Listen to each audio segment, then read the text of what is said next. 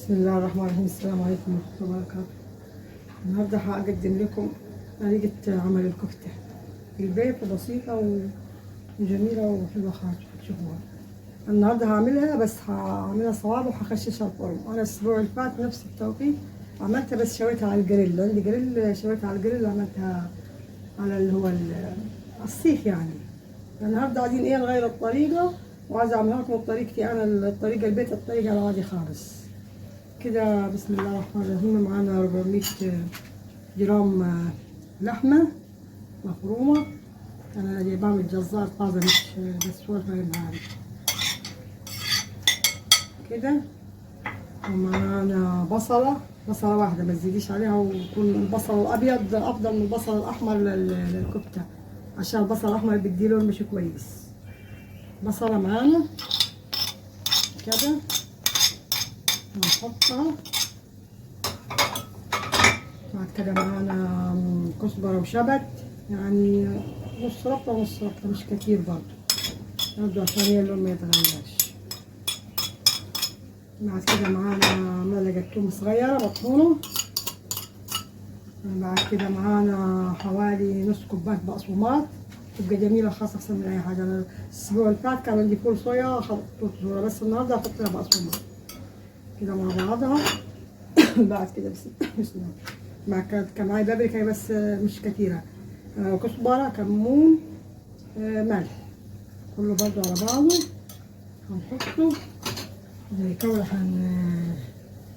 هعملها بدي أنا، هوريها لكم دلوقتي. بتبقى جميلة وبتزيد وبتبقى حلوة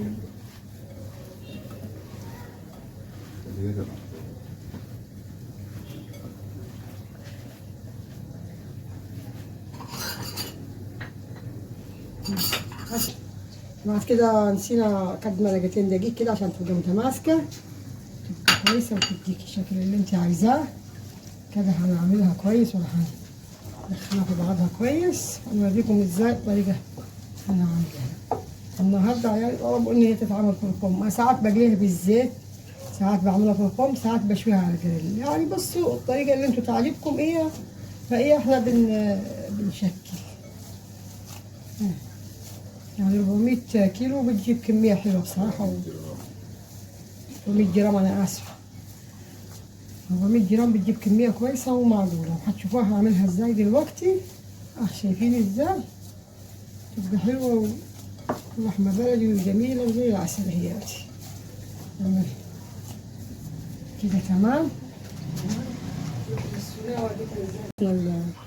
خلصنا وجبنا، يكون جنبك مية كده، نجيب الصينية ونقوم نشكل نصبر بينهم، ولا غير تدي نطوى بس زيت ولا أي حاجة. أحسن من القليل ومن أي حاجة. الشاشة في الفرن قيمة من 25 دقيقة مثلا ل 30 دقيقة، يعني زي كده. هوريها لكم. عايزة تحطيها في جامعة، عايزة تتاكل جنب رز وسلطة، تبقى جميلة خالص. أنا هعمل دي، وبعد منها بس دي هتبقى حلقة لحلقة. هعمل لكم الأجنحة بالجيتار زي الكوك اللي بنجيبه من السوبر ماركت.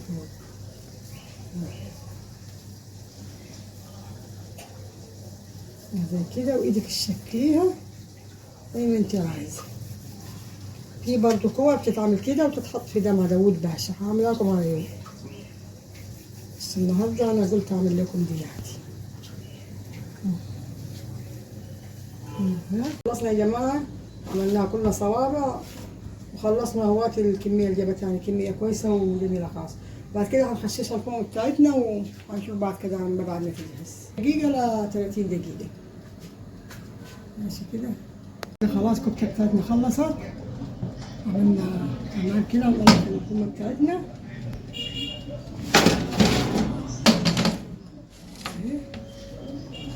جميلة خالص.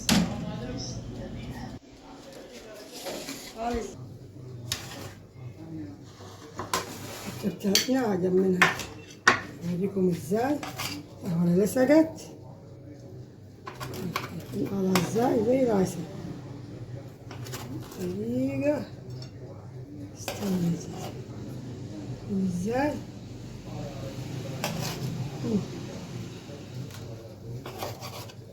شو عملت ولا حاجة. خليك معايا زي حاجة.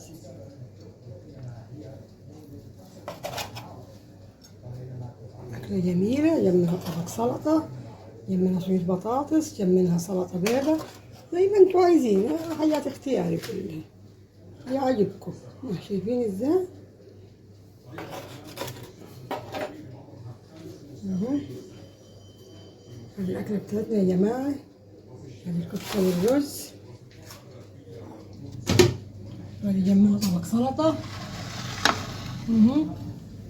أنا لسه في أكل كتير بس ما حطيتهوش ليكم عندي.